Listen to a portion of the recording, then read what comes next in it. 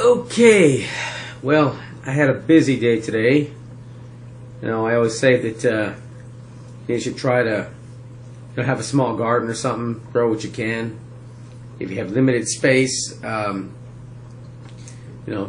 plants on your tomatoes or something on your windowsill, a patio, balcony, whatever you have, what little bit of area you have, make the most of it. And, just you can hang plants. You can double the space, some on the foundation and some hanging from whatever area would be exposed there.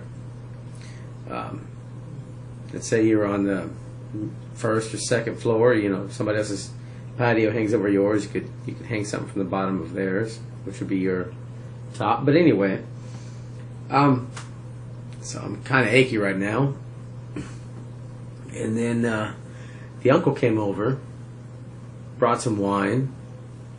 And the wife didn't like it, said, I don't believe in alcohol abuse, so here I am. I'm going to go ahead and finish it. I'm not going to throw it away.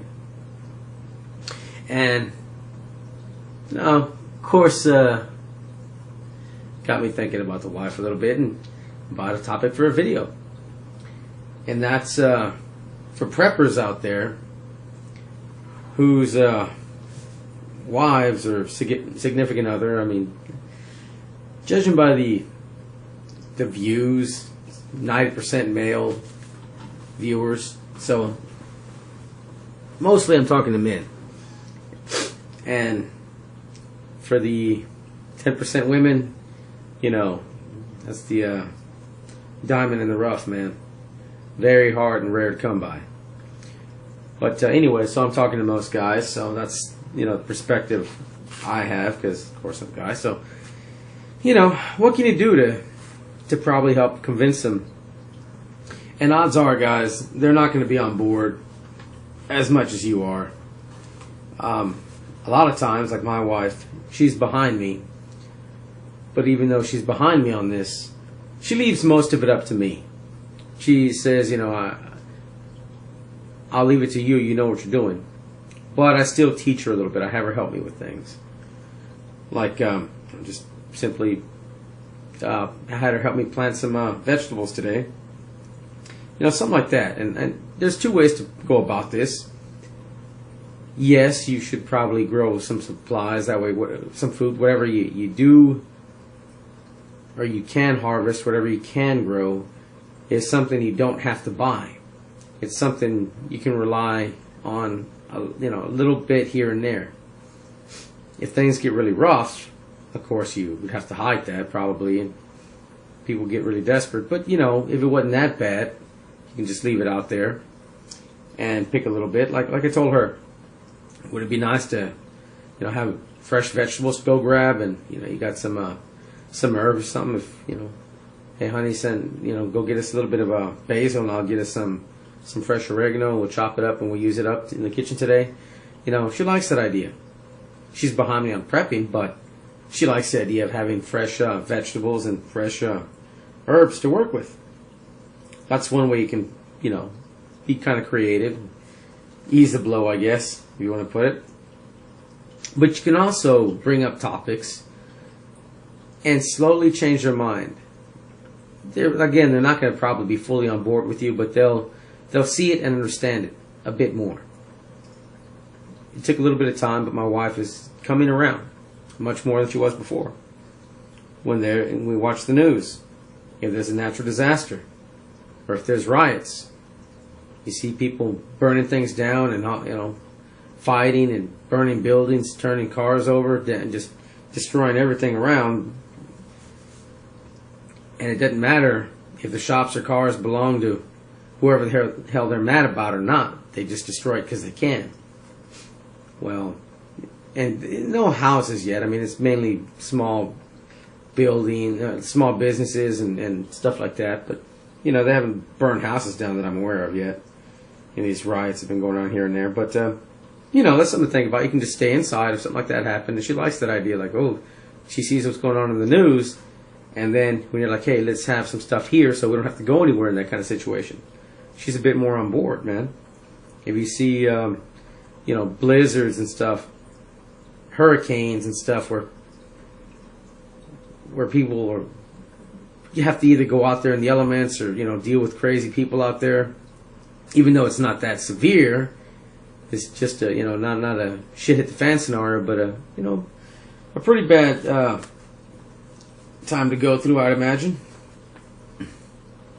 So she's like, yeah, it's a good idea, you know, have stuff aside, and if something like that were to happen, we just stay in here, you know.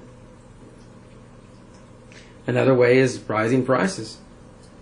You know, she didn't really notice, but what I would do is I would save receipts before, starting back 2011, late 2010, early 2011, and I'd just save receipts, put a couple aside, and you know, stuff I usually buy, and I'd show her the receipts, and you know, you could see that they increased a bit here and there, quarter here, 35 cents there, but you know, I'm like, look, this hadn't been that long of time from here to here and here to here, you know, and it, if you think about it, well, having something aside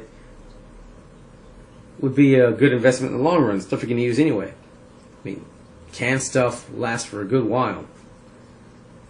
I mean, if you look up the real expiration date on a can, it's much longer than what's going to have stamped on there. But you know, that's another thing you can look at there. Another big one would be movies. One time, I asked the wife to sit and watch a movie with me, and I decided to watch American Blackout with her. Or I asked her to watch it with me, I guess. And you can get it on you can watch it on YouTube. That's what I did. But you know, it starts off okay, and it gets pretty bad at the end. And I told her the main thing that I disagreed with was the way the power came on just in the nick of time before the neighbors, you know, killed the prepper in the movie, and you know, the boyfriend, the idiot boyfriend, finally, you know, wised up. Oh, that's why you should have prepped on your own. When it was his fault that he talked too much in the first place. But you know, I'm like, that's the one thing I disagree with. I don't think, you know, you'd really be that lucky, and I don't think it'd be just a 10-day period. If something was to really happen, it'd be much longer. So power came back on just in the nick of time in 10 days in that movie. Or 12 days, I forget. In real life, it'd probably be more like months, right? Months. So we know how that would end it. And then another thing is my uncle's talking about when he used to work in a, I forget, like a place like a Home Depot, a supply store. I forgot the name. But he's talking about when a hurricane was coming by every couple years, and the way the people would panic, and he'd be on his way to load up boards and stuff, bringing boards out on the sales floor, and people would just snatch it out of his hand, snatch it out of the cart that he had. Before he even got to the shelf, he was wiped out. And when we were talking about this, sitting around drinking, I'm like, you know, I said it would have been smart just to have some boards and nails and you know, crank lights, a little bit of canned food and water aside of you know, ahead of time. Otherwise, like, what happened to the people that didn't have anything? Because I'm just asking him like I don't know anything about him, just, you know, just for Len's benefit. And yeah, he's like, well, yeah, they should have, but it didn't happen all the time. I'm like, yeah, well, you know. I was like, what about you? Did you keep anything around? And he said he had a few, you know, a little bit to cover the windows and stuff in a shed outside. But that was it. That was the extent of it. And then later on, I talked to Len about that. I'm like, you know, she was like, oh my God. And when he's talking about people just snatching things and going nuts and just rushing for all the water and everything when they knew a storm was coming in, whenever they're fighting the crowd. So I go back over it with her, and I'm like, you know what? You see, that's why we need to do this. By the time everybody wants something, it's too late.